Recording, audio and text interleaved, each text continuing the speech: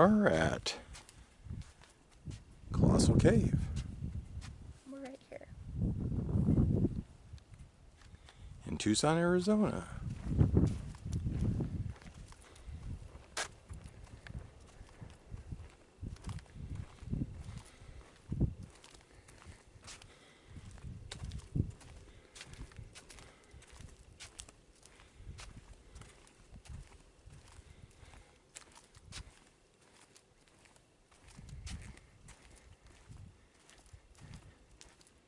I can see the road down to the picnic area.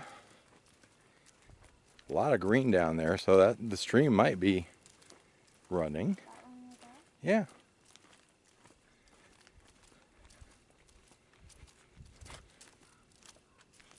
Oh, that's the road down to it? Yeah, that's the road down to it. Is that where the, because it had that ranch sign over there. Do you think that it leads to it? No. Oh. No, that road pretty much is just within the mountain park here.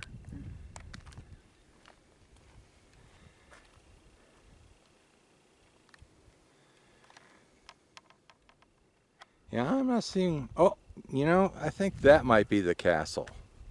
Where? See that house up there at the very top? Yeah. I think that's the castle. Doesn't look like a castle. But then again, it does. Well, it does when you look at zoomed in. Does it have some big flags, or is that towers? They're towers. Oh, wow.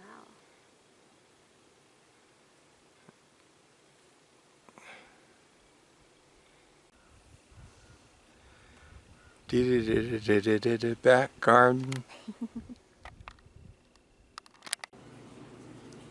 Prickly Pear whip. If you're ever at Colossal Cave. It's really, really sweet, but very, very good.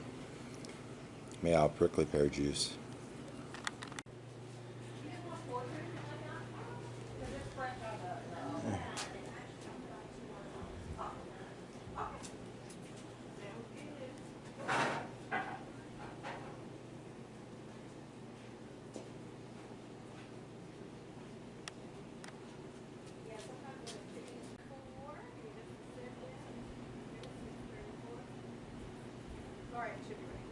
Bat poo, bat pee, the oils from their skin. And guano was used in fertilizer, TNT, and up until 2010, 2011-ish, women's mascara. So yeah, talk about batting your eyelashes, right?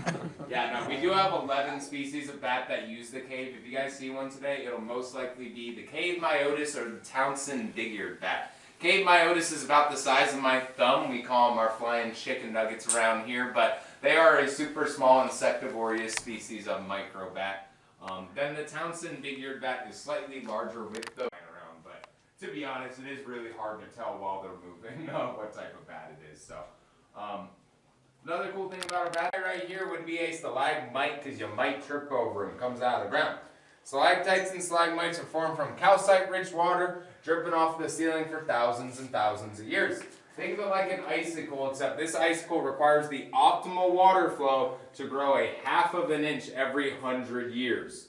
So very, very slow process. We also have our flowstone and our dripstone right here. So flowstone's the stuff towards the top, and then dripstone's in the middle or towards the bottom.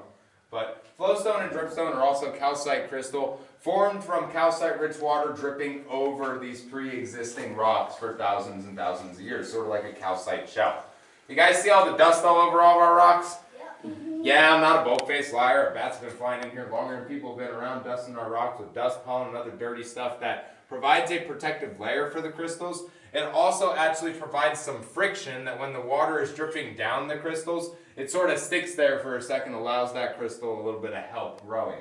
And that actually brings me to this guy right here. His name is Old Baldy, and Old Baldy has a tradition going back to the late 1800s where the first explorers to the cave would come in here and they'd rub Old Baldy's head for a little bit of good luck. Mountain that way, and it does go all the way through the mountain this way, which is hard to see with this in the way. But that is literally the fault line that formed the mountain inside of. That's really cool. Also, there's a giant piece of limestone that fell in it 25 million years ago right here. Hasn't wiggled its way out of there yet, but maybe you guys will be the group to see a tragedy occur. With that said, we call this the drapery room because this formation hanging over my head over here looks like a big old set of curtains or some drapes. This is once again our flow stone into our drip stone, and once your drip stone forms a big old slab, a nice slice like this, geologists are very hungry people and they called it cave bacon. That is the scientific name for a big old slab of drip stone, by the way. But in between our slices of cave bacon, do you guys see those needle-like structures going side to side in there? Yeah. Those are called helictites, and helictites are really cool because they're actually they're the only crystals in the cave that don't grow with the flow of water. So they actually get forced out from water pressure and capillary action that allow those crystals to grow horizontally, diagonally, and even in some really weird like spaghetti noodle-looking structures. So helictites are just super unique and cool crystals because of that. We also have a super rare mineral that's only in 2 caves in Arizona, my understanding. It's called fiberglass. Yeah. Moving past that, when a stalactite and a stalagmite on the inside, it's that perfect crystal structure allows it to reverberate the sound just like those crystal bowls and crystal glasses. So we do call them cave bells. And keep in mind, I'm hitting it with a plastic thing so I don't damage the crystals as well. And then, depending on how big they are and where you hit them, you will get different sounds. That's our cave bass right there. But there is Cave of the Bells in Arizona. You actually have to get a permit to explore that place, but it's very, very cool. Has a lot of cave bells.